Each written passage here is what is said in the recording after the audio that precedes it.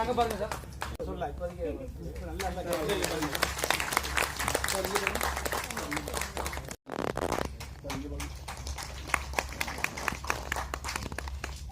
தெலுங்கு கன்னடா எல்லா லாங்குவேஜஸ்லயும் ஹீரோயினா கிட்டத்தட்ட 52 படங்கள் மேல பண்ணி still now she is a great actor.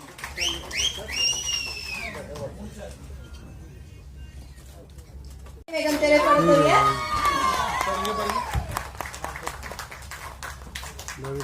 Second hero Rupeswaran Babu. Welcome